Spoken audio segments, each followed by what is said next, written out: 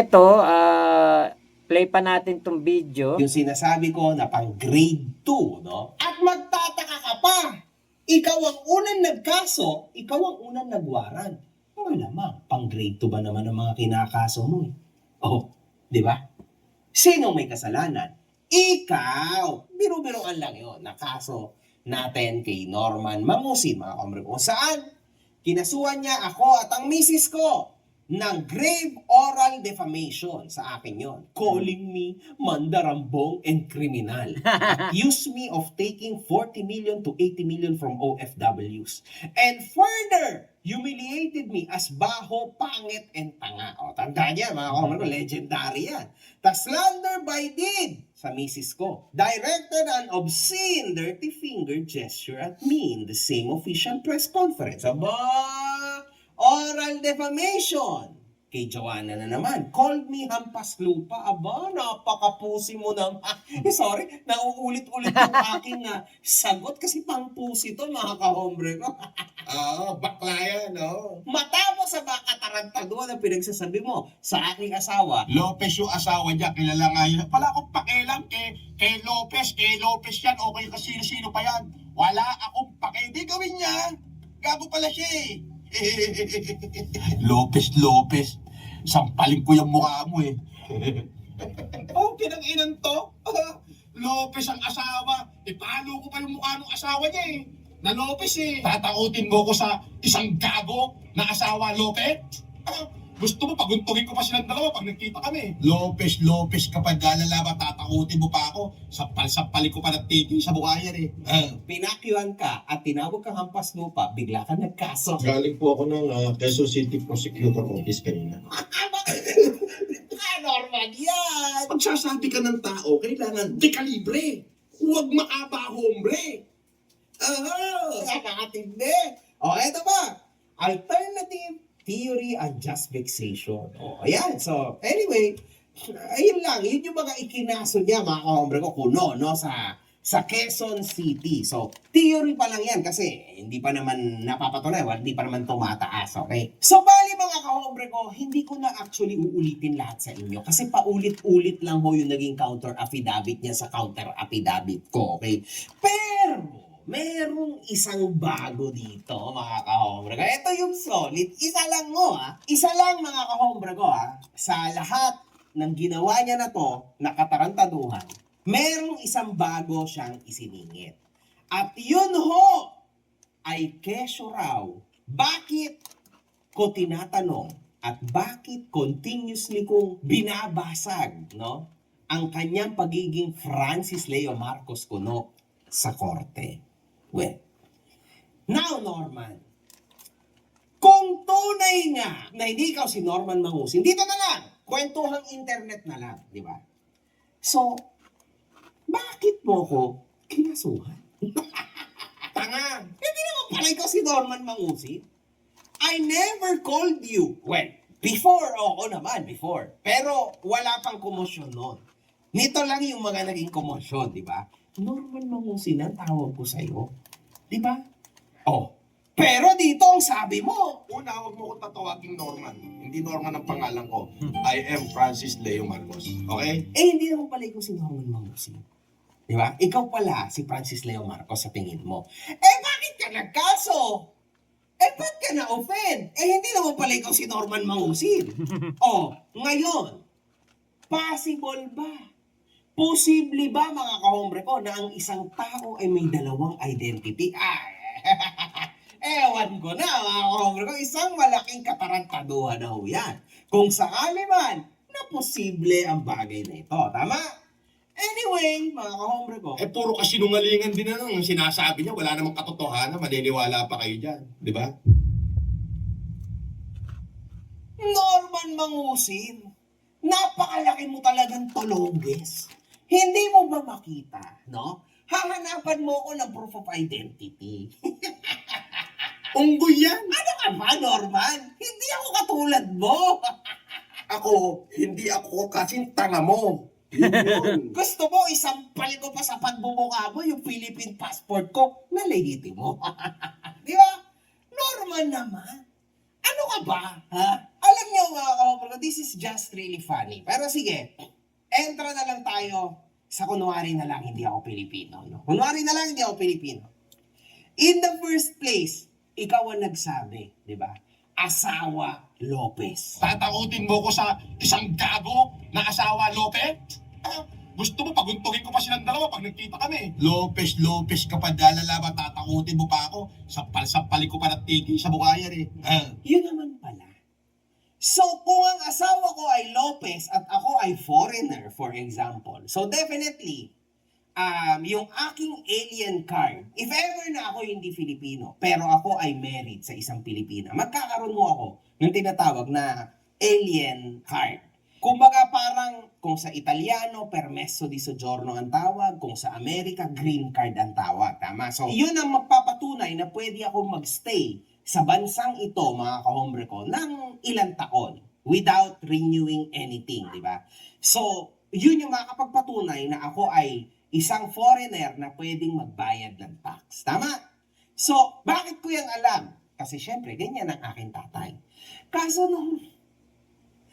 Norman, nakailang ulit na ba ako? Ha? Ang tatay ko ay Sri Lankan. Kaso lang, ang nanay ko ay Pilipina. Do you really think na kami illegal? Paano, Norman? Paano mo naman naisip yan? napaka B.O.B.O. mo. Ay, hindi. Napaka-ob-ob mo. Una sa lahat, madami akong properties.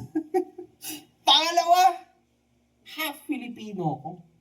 Do you really think na being a half Filipino guy from San Pablo City, Laguna, wala akong passport? Na hindi ako Filipino citizen? Naku, Norman, may isang malaking katarantaduhan at kahihiyan na naman yung gagawin mo na eh. Wala problema, mga kahombre ko.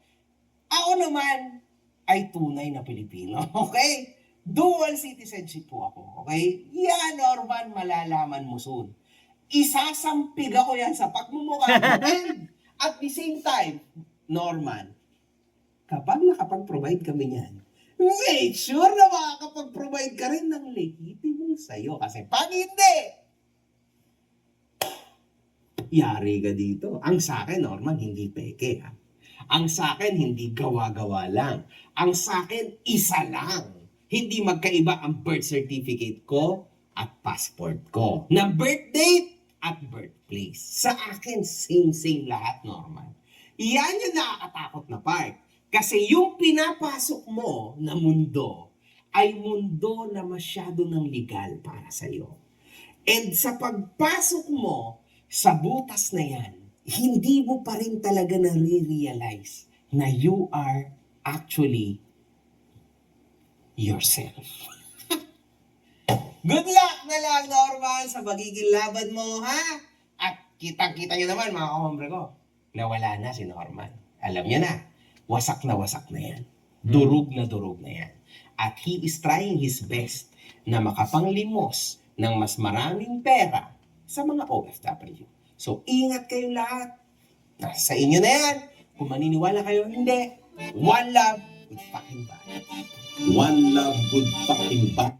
Ayun, no, 'di ba? Kaya tingin ko nga talaga hindi nagla-live, ngarag na ngarag. Asikaso ng asikaso sa mga kaso.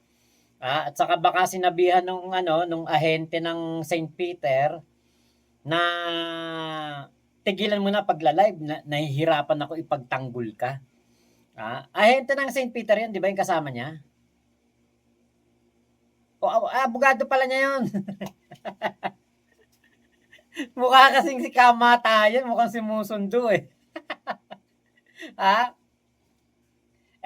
Di ba? Hindi naman si MG may gusto nito eh. Siya naman nag-request nito kay MG na sabi niya, di ba, makagago, galingan mo pa. Ay, Floyd Prince, ayan, hello. Di ba kaya, itong mga nangyayari na ito kay Kulaong, gusto niya yan. Gusto niya yan. Hindi natin to ginusto, hindi to ginusto ni MG, hindi to ginusto ni Nanang Remy, hindi to ginusto ni Pastor Jam. Ginusto yan ni Kulaong. 'Di ba, be careful with what you wish for. Ayan na, yung wish ni Kulaong. Galingan mo pa. O, yun, ginalingan ni Makagago. Ewan ko, kasi ako, syempre, hindi naman ako sanay sa kasuhan dahil hindi pa naman ako nakakasuhan. Hindi pa ako nakaranas na humarap sa korte o gumawa ng mga papeles na ganyan, yung mga affidavit, mga counter affidavit. Hindi ko po alam yan. Pero,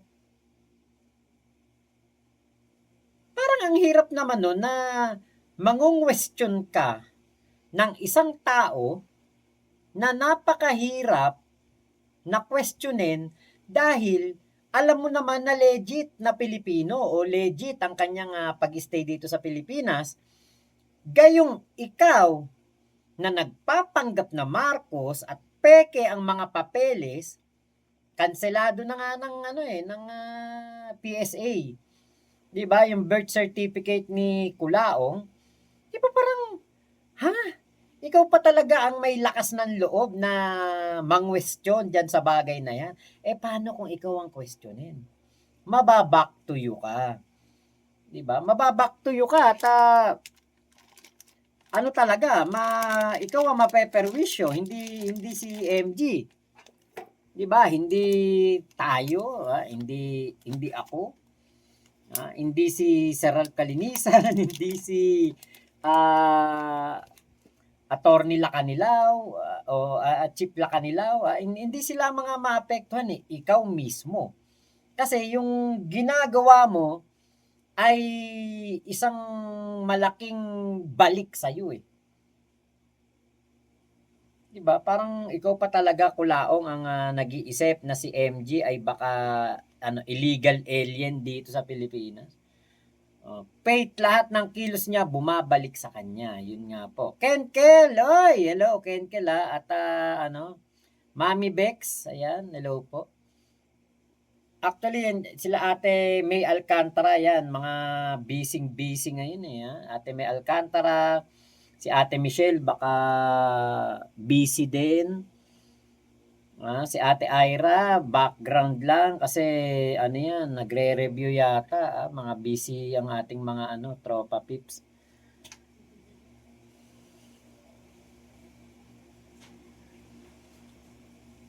Okay, nasa na ba to?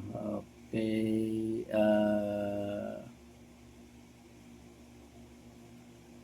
JC Castillo, kaya din nagla-live si Kulaong kasi baka during live mawarrant ulit. Pwedeng ganun at isa pa nga ay baka nga etong si Kulaong nga kasi ay napigilan na magbunga nga sa live. Okay, Mami Susan, ako hindi nagbabayad yan kasi kahit iyong hiniram na driver, ako nagbabayad noon Mac 1K a day. Ate Katrina Lab, pa-advise paano ba makakasingil sa taong may utang sa akin na nasa Pinas? Ayan, hindi ko alam Puntahan mo pag uwi mo na lang. Big Mama, like naman tayo. Please, kahit yung mga silent viewers lang. Ayun, palike po ng ating video. General Bastardo, pahingi daw ng uwishi. Ayan, Kuya Henry. Send details daw. Beer boss, naku, ayoko na ng beer. Nauta na ako umay na akong uminom. Nung birthday ni Piola, grabe lasing ko nun. Okay, Ate Ayumi Owishi. Ayun. Masarap kasi ang Owishi kapag kapag nanonood Para kasing nanonood din ako kay MG.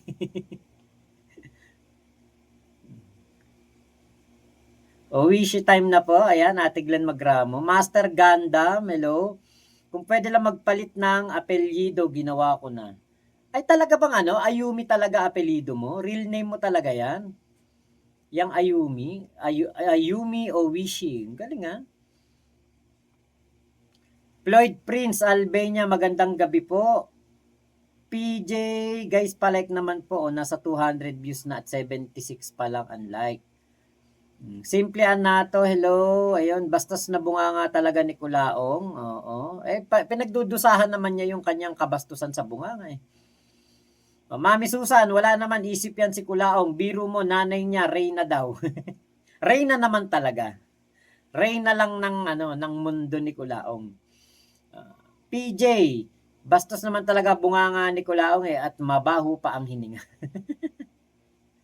Ayumi, ate mahirap kasi documented ako, not like Kulaong.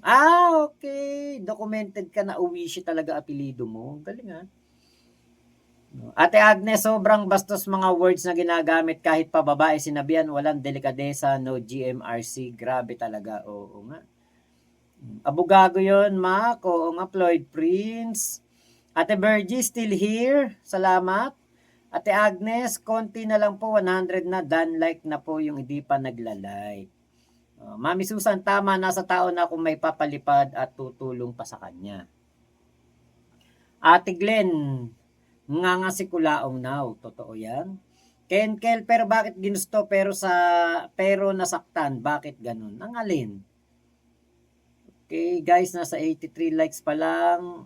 Okay.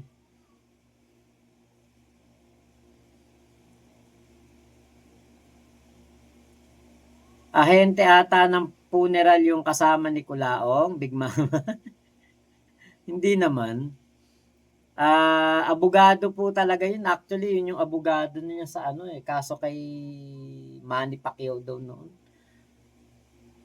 Kay Ayumi, totoo yan, Mac. Pag foreign ng apelido mo, mahirap kumuha ng Filipino passport. Daming hinahanap na patunay na Pinoy and may foreign name. Okay. Okay, Ate Agnes, tama, Makmak siya ang gumagawa ng sarili niyang multo. Akala niya kaya niya si MG, pinatulan niya, akala niya madadarag niya si MG. Di niya alam palaban at susuko, kaya ngayon sabi niya durog na daw siya. Ate Mayet, hello po Ate Mayet. PJ, ayan, hello din daw kay Ate Mayet. Mami Susan, kunwari hindi takot pero noon nakakulong iyak ng iyak kay Tito Nasukir. CRS Autoworks, watching from Canada. Ayun, hello po. Kanina pa ako nag-thumbs up, ayoko maging kamukha si Kulaong. Shinohami, delaying tactic yan Kuya Ma, kaso evidently hindi pinag-isipan.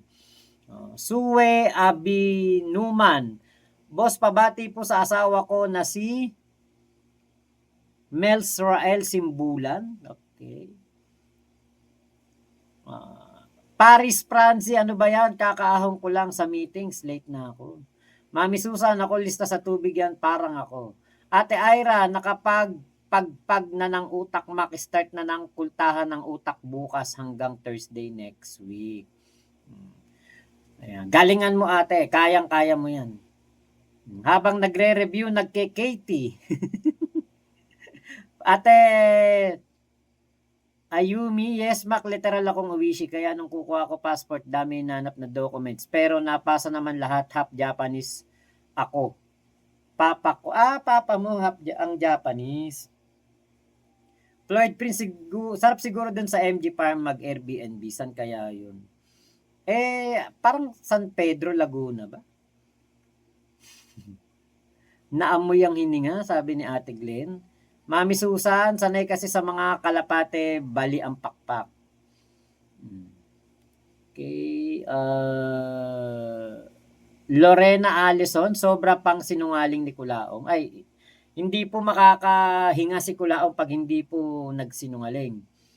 Konti na lang, 100, dagdag pa tayo, tatakbo na tayo. O nga, 5 na lang kulang. PJ, Mac, sa San Pablo, Laguna po yung MG Farm nila. San Pablo, Laguna daw po. Ayaw nga pala, taga San Pablo, yun nga pala yun. San Pablo nga pala yun, si MG. Walang ganong bundok sa San Pedro, Laguna. Okay. Nagkamali lang, San Pablo nga pala. Si Kulaong yata yung nakakuha ng sa San Pedro, Laguna ba? Ano rin no, si Kulaong kumikikig pa, no? Alam mo yung gumaganon pa, yung lumalaban pa.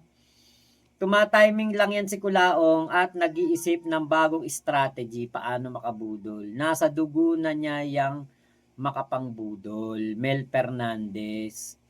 PJ, 20k for 3 nights po. okay. Kala ko 20K isang araw. Kero-kero, Pisces, Ayumi, baka kamag-anak mo si Piatos. Si Owishi ta si Piatos. Big Mama, apat na lang. Pasok-pasok mga likes, please. 100 na. Oo, to, yan, malapit na. San Pedro, Laguna, syudad yun. Ate Agnes, tama ka, Mak. Hilahod na, tumuto ka pa. Yun nga eh. Sherwin Renzo, good evening po. Ano talaga, hindi ganyan naman si Kulaong, kahit nung panahon ng pandemya, nung nakilala ko yan, ganyan yan. Kahit nung nakulong na, di ba, na NBI yan, ang tagal niyang hindi ako kinausap. Nalipat ng BJMP, dun niya lang ako natawagan. Ang mensahero niya lang noon, papunta sa akin, si Yama. Tapos, nung nalipat na po ng BJMP si Kulaong, doon lang kami nagkatawagan, nagkausap. At ano nga yun na yung time na mga humihingi siya ng pang-humanitarian, may mga pinapablog siya, ayun, doon na nagsimula yun.